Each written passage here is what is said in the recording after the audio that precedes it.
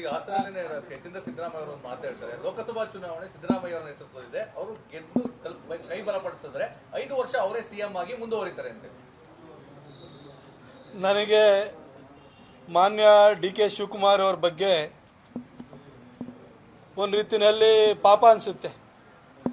ಯಾಕೆಂತಂದ್ರೆ ಚುನಾವಣೆಗಿಂತ ಮೊದಲು ಎಸ್.ಎಂ. ಕೃಷ್ಣ ಅವರ ನಂತರ ನಿಮ್ಮ ಮನೆ ಬಾಗಿಲಿಗೆ ಒಂದು ಅವಕಾಶ ಬಂದಿದೆ ಅಂತ ಹೇಳಿ ಇಡೀ ಹಳೆ ಮೈಸೂರು ಭಾಗದಲ್ಲಿ ಒಕ್ಕಲಿಗರ ಮನೆ ಹತ್ರ ಹೋಗಿ ಒಂದು ಓಟ್ ಹಾಕಿ ನಿಮ್ಮ ಮನೆ ಬಾಗಿಲಿಗೆ ಮುಖ್ಯಮಂತ್ರಿ ಸ್ಥಾನ ಬಂದಿದೆ, ನನಗೊಂದು ಅವಕಾಶ ಕೊಡಿ ಅಂತ ಕೇಳಿದ್ರು.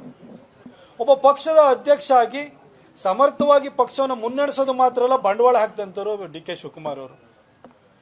ಆದರೆ ಗೆದ್ದ ಕೂಡಲೇ ಸಿದ್ದರಾಮಯ್ಯನವರು ಹಠ ಹಿಡಿದ್ಬಿಟ್ಟು ಅವರ ಕೇಂದ್ರದ ನಾಯಕತ್ವವನ್ನು ಕೂಡ ಅದಕ್ಕೆ ಅವರ ಒತ್ತಡಕ್ಕೆ ಮಣಿದು 2.5 ವರ್ಷ ಸಿದ್ದರಾಮಯ್ಯನವರಿಗೆ, 2.5 ವರ್ಷ ಡಿ.ಕೆ. ಶಿವಕುಮಾರ್ ಅವರಿಗೆ ಅಂತ ತೀರ್ಮಾನವನ್ನು ಕೊಟ್ಟಾಯಿತು.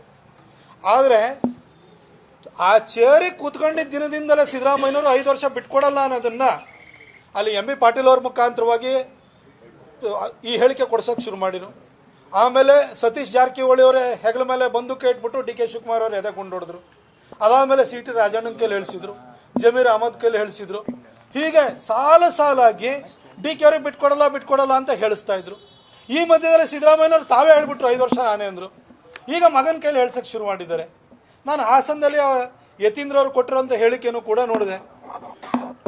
ನಮ್ಮ ಸಮುದಾಯದವರು ಮುಸಲ್ಮಾನರು ಎಲ್ಲ ಓಟ್ ಕೊಟ್ಟಿದ್ರಿ, ನೀವು ಮುಂದೆನೂ ಒಗ್ಗಟ್ಟಾಗಿರ್ಬೇಕು, ನೀವು ಅತಿ ಹೆಚ್ಚು ಲೋಕಸಭಾ ಸ್ಥಾನವನ್ನು ಕೊಟ್ಟರೆ ನಮ್ಮ ತಂದೆಯವರೇ 5 ವರ್ಷ ಮುಂದುವರಿತಾರೆ ಅಂತ ಹೇಳ್ತಾ ಇದ್ದಾರೆ.